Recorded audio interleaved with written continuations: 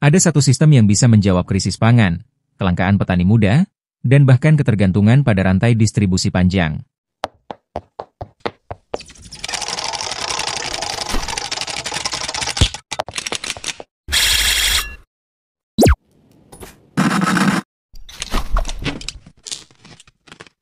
Pernahkah Anda membayangkan sebuah sistem pertanian di mana petani dan konsumen saling mengenal, saling percaya, dan bahkan saling mendukung satu sama lain?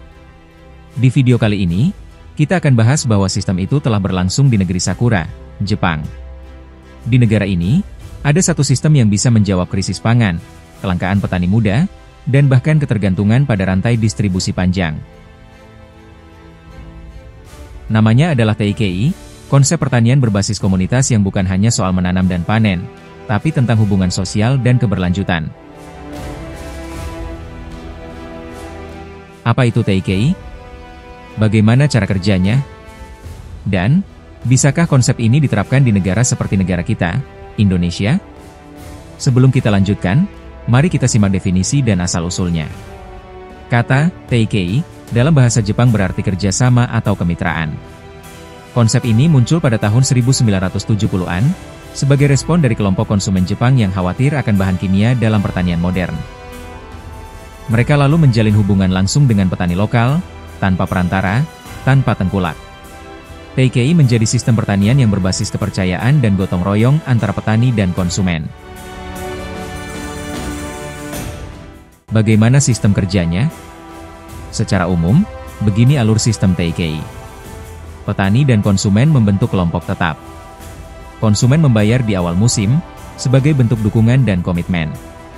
Petani menanam sesuai kesepakatan jenis dan jumlah komoditas. Hasil panen dibagikan langsung ke konsumen setiap minggu atau setiap bulan. Jika hasil panen melimpah, dibagi rata, jika gagal panen, juga ditanggung bersama. TIKI bukan cuma jual beli, ini bentuk tanggung jawab sosial bersama dalam rantai pangan. Mengapa sistem ini sangat disukai di Jepang? Tanpa perantara, sehingga harga adil bagi petani dan konsumen. Tanpa manipulasi pasar, dampaknya tidak bergantung pada harga pasar besar. Konsumen tahu asal-usul makanan mereka. Petani mendapat kepastian pendapatan. Mendorong produksi organik dan lokal. Menumbuhkan rasa saling percaya, bahkan hingga ke generasi berikutnya. Lalu apakah bisa diterapkan di negara kita, Indonesia?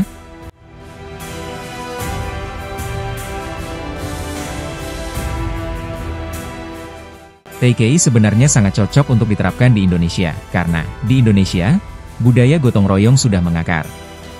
Di Indonesia sudah banyak komunitas tani lokal dan pasar rakyat. Sedangkan banyak petani kecil butuh jaminan pasar. Dan tren konsumen urban yang makin peduli pada makanan sehat dan lokal. Namun dibutuhkan edukasi, sistem distribusi sederhana, dan kepercayaan dua arah agar bisa berjalan. Pertanian bukan sekadar panen, tapi tentang hubungan. TIKI mengajarkan kita bahwa pertanian bukan sekadar soal makanan, tapi soal relasi antar manusia. Ketika petani dan konsumen saling kenal dan saling dukung, ketahanan pangan bukan hanya slogan, tapi nyata terjadi, dari ladang langsung ke meja makan. Mungkin sekarang saatnya kita bertanya. Apakah kita mau terus bergantung pada sistem yang tak kita kenal, atau mulai membangun pertanian yang lebih adil dan manusiawi? Semoga terinspirasi, dan nantikan video menarik selanjutnya.